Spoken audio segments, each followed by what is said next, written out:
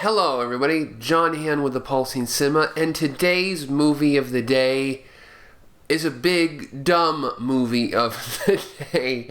Schwarzenegger's science fiction action opus, The Running Man, from 1987. Schwarzenegger, no stranger to sci-fi action extravaganzas. His first big, huge film, of course, The Terminator, and then on through that. The Running Man, based on a story by Richard Bachman, the pseudonym for Stephen King, is a big, dumb movie from 1987, plopped down in the middle of the 80s, full of big, dumb, stupid action films starring Arnold Schwarzenegger. Schwarzenegger seemed to know his audience, and the people making these films knew their audience, what their audience wanted. And it's just, this film is like comfort food in some ways. It really is. It really, of those Schwarzenegger films, the films he was making of that era, Commando, Raw Deal, Total Recall, so on and so forth, Predator.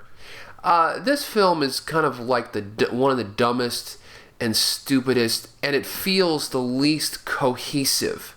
It feels like a contractual obligation film, though I'm not sure it really was. It just kind of feels like that somebody's just kind of check mark, dystopian future, check. Arnold Schwarzenegger as the guy, the lone dissenter, check, and he's brought into this.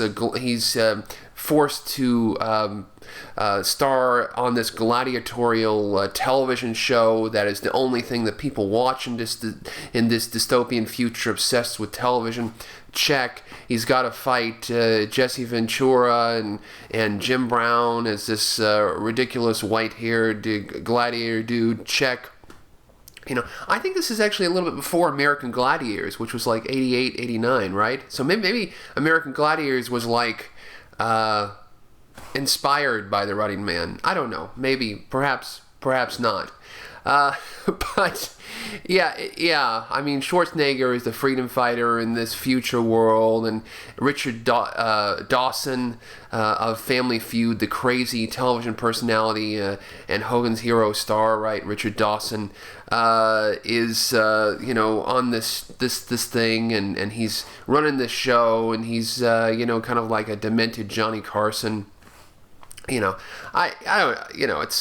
It's a ridiculous movie full of a little bit of bloodshed, a little bit of this, a little bit of that. I think the reason it feels so kind of weird and incohesive is the fact that they started. They had it was musical chairs with directors on this film. They started off with like George Cosmatos, and then a few other people came in, and then the original director who started the film was Andrew Davis, and then he did like 8 days, and the film went wildly over budget, and it went nuts and crazy, and they eventually got a television director, a television actor who became a television director, Paul Michael Glaser of Starsky and Hutch, and then later on of Miami Vice. A good director who came in as a journeyman and did a relatively reasonable job. And the final product is a cohesive film. Maria Conchita Alonso is looking fine in this film. Little bit of hot sauce for you, and it's just big and dumb. I also love this is a future where like closed circuit cameras in helicopters are like 3-camera shoots. It's like seems like all these closed circuit. It's like a television obsessed future. So I guess it makes sense. It's like it's one of these movies where like you've got multiple angles with that that the dystopian evil government can use to like cut up footage and make sure, because the opening is that Schwarzenegger is in this helicopter and they're about to shoot all these innocent civilians, and he's like, fuck that, and then they edit it to make it look like he actually wanted to shoot the civilians, and he is framed for a crime that he did not commit. Actually, it reminds me of that Ray Liotta early '90s film No Escape. Remember where he's part of the dystopian future and they dump him on the island? You know. Well, I guess Ray Liotta really did that. You know, he really shot that guy in that Superior in that movie. So this is different. Schwarzenegger's innocent. He's always innocent, and he's the muscles from Brussels. And you get it. There's this early scene in the film where he's the iron worker, and you could show, oh, Mick Fleetwood just playing Mick. You know, I remember that. That was they had a lot of press brigade on that. Just hey, it's Mick Jagger. Or rather Mick Fleetwood. He's in the film. He may as well be Mick Jagger. He's just in the film. He's Mick. Dweezil Zappa shows up for some fucking reason. Just bounces around in the film. It's like, what the fuck? Mick is like fucking Dweezil, Mick Fleetwood, you know, Schwarzenegger, fucking Jim Brown, fucking Jesse Ventura.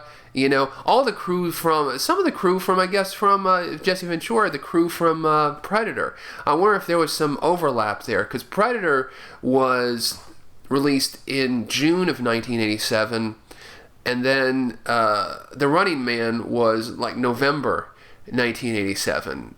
And this is like post Commando and Raw Deal, and this is obviously a few years before Total Recall. So, I don't know.